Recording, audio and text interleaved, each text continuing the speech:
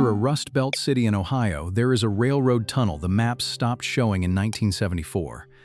The line was abandoned, the mouths were bricked up, and the city that built it simply forgot the tunnel was ever there. For 9 winters, a 70-year-old former Green Beret named Cole Bannister lived a quarter-mile inside it, warm, dry, and so completely hidden that not one person in that city of 90,000 ever knew a man was living beneath their feet. That is not a story about a man with nowhere to go. It is a story about a man who was trained, at enormous public expense, to become a ghost, and who lived long enough to need that skill against his own country. The Army had spent 2 years teaching Cole Bannister to disappear behind enemy lines and never be found. Nobody in that army ever imagined the enemy line he would one day vanish behind was the edge of an American city that had stopped seeing him. What he built inside that dead tunnel would keep him warmer than the apartments of the people walking the streets above. But there was one night, in the black of his 6th winter down there, when the whole invisible life he had built came within a camera's flash of being exposed to the entire world. Hold on to that. We will get there. Because to understand how a man disappears completely beneath a living city, you first have to understand who taught him and what it cost him to learn. And what he did in that tunnel is something almost no one alive would even know how to begin. Cole Bannister had not always been invisible. Once, a very specific and very quiet part of the United States Army knew exactly who he was. He was Special Forces, a Green Beret, and in the early 1970s that meant the kind of work that did not go in the newspapers. They trained him to move through jungle without leaving a trace, to build a shelter in an afternoon out of what the land gave him, to read ground and water and weather like a language, and above all, to not be seen, because in his line of work being seen was the same thing as being dead. He was good at it. He came home from a war most people did not know he had fought, with a footlocker of skills the civilian world had absolutely no use for and a habit of sitting where he could watch every door. The Army does not give a skill like that back when it is done with you. It grafts it on. Cole came home able to read a room the instant he walked into it, to mark every exit and every threat before he sat down, to fall asleep in 90 seconds anywhere and come fully awake at the one sound that did not belong.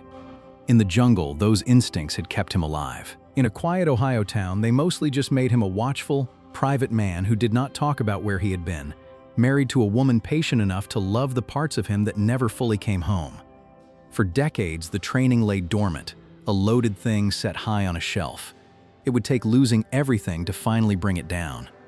For a long time, the skills stayed in the footlocker. He worked as a lineman for the county electric company for 28 years, climbing poles in ice storms, a solid, invisible working man in a hard hat.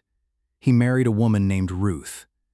They had a small brick house and a life, and the ghost the Army had made of him slept quietly under the surface of an ordinary man. The unraveling came the way it comes for so many of them, slowly, then all at once. A fall from a pole in his late 50s wrecked his back and ended the climbing work, and the settlement was smaller than the lawyers had promised.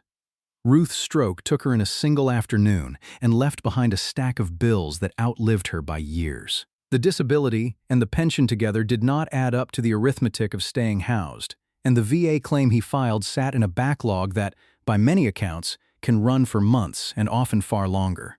One cold spring, at 61, Cole Bannister handed the keys of the brick house to a stranger and walked out into a city with a duffel bag and a body that hurt and nowhere at all to be. He tried the shelters. He lasted a week. For a man trained the way he had been trained, a room full of strangers with no door and no exit and no way to watch the room was not shelter at all. It was a trap, and the old wiring under his skin would not let him sleep in it. He understood, lying awake on a cot with his back screaming and his eyes on the door, that being visible on the street at his age and in his condition was a slow death sentence. And he understood something else, something almost nobody else in that shelter could have understood. He did not have to be visible. He had been taught, a lifetime ago, exactly how to vanish. He had just never imagined he would use it here. If you have ever needed to disappear just to survive, stay with this. Subscribe if a story like this is worth a few minutes of your week. The tunnel he found the way an old soldier finds anything, by reading the ground. He had walked the old rail grade at the edge of the city 100 times as a lineman, and he remembered the bricked-up mouth swallowed by 40 years of brush. a thing everyone else's eye slid right past. It took him 3 nights of quiet work to open a gap at the top of the old brickwork, just large enough for a lean man to slip through, and to build it so that, from the outside, it still looked exactly like what it was, a sealed and forgotten tunnel mouth that no one had touched since Nixon was president. That, right there, was the whole genius of the place, and it was pure Green Beret. The best hiding place on Earth is one the world has already decided does not exist. A car could be towed. A camp could be found. A squat could be raided. Every other road a homeless man had led, sooner or later, to a knock, a light, a move along, a pair of eyes that landed on you and would not let go. The tunnel had none of that, because to knock on a door the world first has to remember the door is there, and the world had forgotten this one for half a century. For a man whose entire craft was built on the single principle that you win by not being where the enemy looks, it was not a last resort at all. It was the perfect position. He had simply spent a whole life learning to recognize one when he saw it. Here is what almost nobody understands about living underground, and what Cole, being who he was, understood in his bones. A tunnel is not cold the way the surface is cold. Deep enough underground, past the reach of the wind and the night sky, the earth holds a steady temperature all year, somewhere around 50 degrees, winter and summer alike. 50 degrees will not kill a man. While the city above him dropped to 0 and below, the tunnel around Cole never once froze, because the same mass of earth that buried it also insulated it. He was starting, every winter, from 50 degrees and stone-still air. And for a man who knew how to build from there, that was almost everything. He built his home a quarter-mile in, past the first bend, where no light from either sealed mouth could ever reach. He raised a sleeping platform up off the tunnel floor, because the one thing that will get you underground is the damp and the cold that pools on the ground, and he insulated it and kept it dry. For heat, he set a small wood stove, and here is where the ordinary man dies and the trained man lives. You cannot burn a fire in a sealed tunnel. The smoke and the bad air have nowhere to go, and they will take you in your sleep without ever waking you. But Cole had read that tunnel like terrain, and he had found what the engineers left behind a century ago. An old ventilation shaft rising up to a rusted grate in a forgotten patch of weeds far above. He ran his stovepipe into the draw of that shaft, and the tunnel's own 100-year-old lungs carried every bit of the smoke up and away, so that a warm fire burned deep underground, and not a wisp of it ever showed on the surface. He managed the damp with the stove's dry heat and the shaft's slow draft. He drew water from a clean seep in the rock 100 yards down and filtered it. He ran a bank of batteries he charged in the daytime up in the world, at the library and the laundromat. And they gave him a small warm light to read by in a darkness older than the city above. Piece by piece, deep under the feet of 90,000 people, a dead railroad tunnel became a warm, dry, secret home, and the man who built it came and went like the ghost the army had made him, seen by no one, missed by no one, safe at last inside the one thing the world had agreed to forget. Staying invisible underground was only half of it, though, and Cole ran the other half like a standing mission. He never came or went in daylight, never twice by the same path through the brush, never left a trail through the weeds that a bored kid or a curious dog could follow back to the gap. Up in the world, he was just another quiet old man passing through, showering at a truck stop, charging his batteries at the library, buying what little he needed with cash and drawing no eye at all. He kept himself clean and squared away, because a tidy old man is invisible and a ragged one gets questions, and questions were the one thing that could kill him. He learned the rhythms of that rail grade the way he had once learned a jungle trail, which patches of ground got walked and which never did, where a footprint would betray him and where the earth gave nothing away.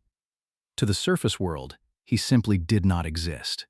And that, precisely, was the whole point of it. It nearly ended in his second winter, and not from the cold. It ended, almost, from water. A 3-day storm hammered the city above, and Cole woke in the black to the sound every man underground learns to fear, the sound of moving water where no water should be. The old tunnel's drainage had clogged somewhere in 40 years of neglect, and the storm was backing a cold black flood up the grade toward his platform in the dark. He got out with his light and his boots and not much else, and he spent that whole howling night waist-deep in freezing water, clearing a century of debris out of a drainage channel by feel, because if that water rose another 2 feet, it would take everything he had built and possibly him with it. By dawn, he had it running again. He never slept another night down there without knowing exactly where the water would go, and he built everything after that a good yard above the highest line the flood had reached. A tunnel gives you 50 degrees for free. It also reminds you, once, that it was there long before you and will be there long after, and does not particularly care which. Then, in the black of his 6th winter, the invisibility itself was nearly torn away in a single night. He heard them long before he saw them, because he always heard everything. Voices, young, echoing, and the wrong kind of light, the hard white bounce of phone flashlights sweeping stone. Urban explorers, kids who break into forgotten places to film them, had found the same gap in the brickwork he had, and they were coming down the tunnel toward his home with cameras running, narrating to an audience, hunting for exactly the kind of eerie abandoned find that goes viral by morning. And Cole Bannister understood, lying dead still in the dark, that this was the one threat his whole system could not simply hide from. A locked door he could beat. A cop he could talk past. But a video of a secret man living in a secret tunnel, posted to the whole watching world, would end his invisibility forever, and there would be no second tunnel, no starting over, at 70 in winter. So he did the only thing left. The thing they had spent 2 years and a great deal of the public's money teaching a young man to do. He became terrain. He killed his light, went flat, and still in the black recess behind his own concealed platform, and he controlled his breathing the way you control it when men with rifles are walking a jungle trail 3 feet from your face, and he let them come. The white beams swept over stone and old brick and the shapes of a life they read as just more abandoned junk, because a man who does not move and does not shine is a man the eye refuses to find. They filmed his home and called it a creepy, empty tunnel. One of them stood close enough that Cole could have touched his boot. And then they got bored, the way the young do. And they turned around and climbed back out into the world. And they posted a video of an empty tunnel, and never once knew that an old soldier had been lying 6 feet away the entire time, breathing slow, invisible, exactly as trained. He did not move for a long time after their voices faded, long after the last echo had climbed out into the night. Then he lit his lamp with a hand that was not quite steady, and he sat on the edge of his platform in the deep quiet, and he understood exactly how close it had come. Everything he had, the warmth and the safety and the years of patient work, had hung for 10 full minutes on a boy with a phone deciding not to swing it 2 feet to the left. There was no defense a man could build against luck like that. He could only be perfect, every time, forever, and trust that the world would stay as blind as it had trained itself to be. An ordinary man would have been broken carrying that weight. Cole had carried heavier, in worse dark, when he was young. He banked the fire, and he lay back down, and he made himself sleep, because a soldier sleeps when he can. The winter that came after settled the rest of it without a word from anyone. I want to be honest about what a hard freeze does to the people at the edges, because it is the part that makes what Cole built matter. When a deep cold sits on a northern city, the ones who die are the ones caught out in it. The men in the doorways and the tents and the cars that could not hold the heat, losing the fight 1 degree at a time a few feet from warm buildings they were not allowed inside. In cold like that, across this country, people die that way every single winter, unseen and uncounted, and most of us never hear a word about it. The nights the city broke its cold records, the invisible Green Beret a quarter-mile underground slept warm at 68 degrees.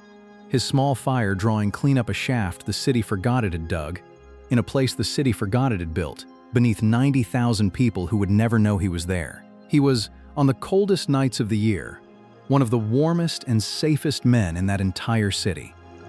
And he had gotten there by using, against the indifference of his own country, the exact skills that same country had trained into him to use against its enemies. That is the part that should sit with you.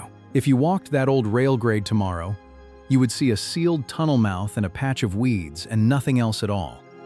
You would not see the man, and you would not see that beneath your feet a decorated soldier had built, out of a hole the world threw away, the only safe home he had left in it. The army made him a ghost to win a secret war. He lived long enough to become a ghost just to survive the peace. So why does this keep happening? Why does a Green Beret end up hiding a home in a tunnel under the country he nearly died for? The easy answer is that he fell through the cracks. The harder answer is that the cracks are the size of a man, and we have become very, very good at not looking into them. It is a workplace injury and a settlement that fell short. It is a medical bill that empties a life in a season. It is a claims backlog slower than a northern winter, a pension that stops stretching, and the plain fact that an old man alone goes invisible to a busy world long before he ever climbs down into the dark. By many accounts, tens of thousands of American veterans experience homelessness on any given night, and the ones who survive longest are, almost by definition, the ones you will never see. Cole knew there were others. You learn to feel them when you are one of them, the truly invisible ones. Not the men on the corners with the cardboard signs, but the ones you never see at all. The ones who have gotten so good at not being there that they have vanished from the count entirely. A veteran behind a wall of boxes in a storage unit. A man in a car that looks empty. Someone, somewhere, in every single city, down a hole the world forgot it ever dug. There is a whole buried country of them, warm and unseen beneath the one you can see, and the better they are at surviving, the more completely they disappear from it. The ones who make the news are the ones who failed. The ones like Cole, you were never meant to find at all. Cole was not entirely alone down there, as it turned out, though it took him years to know it. There was an old man, past 80, who had worked that rail line as a young brakeman before it closed, the last living soul who remembered the tunnel had ever existed. He had seen, one autumn, the faintest thread of wood smoke rising from a patch of weeds where no smoke had any business being, and he had understood at once what it meant, because he knew that ground the way Cole knew it. He never told a soul. Instead, every few weeks, he left things at the base of the old tunnel mouth, a jug of kerosene, a sack of canned food, a wool blanket, and then walked away without ever looking back. Two forgotten old men, one who had built the tunnel's world and one who now lived in it, keeping each other's secret across a silence neither ever broke. Cole left the empty jug out each time, filled with clean water from his seep, and that was the whole of their conversation, and it was enough. What the invisibility cost him beyond that, he never said, because there was no one to say it to, and that was the cost. A man can be warm and safe and entirely alone, and the very disappearing that keeps him alive keeps him apart from every living soul who might have known his name. There were nights, warm in the dark beneath the sleeping city, when the hardest thing by far was not the cold or the water or the fear of a light in the tunnel. It was the sheer silence of it. A whole world of lives humming a few feet of earth above his head, and not one of them aware that down in the dark an old soldier was still, quietly, keeping himself alive. But he had made harder peace with worse. A man does not abandon a position just because the position turns lonely. He had learned that at 20, in a place with no name, and he had never once unlearned it. Here is what I keep coming back to. We spent a fortune teaching that man to survive anywhere on earth and be found by no one. We just never once imagined that the place he would finally have to survive was here, and the ones he would finally have to hide from were us. If you have ever had to make yourself invisible just to get through, or you know a veteran who did, tell me in the comments what it was you were hiding from. Not for pity.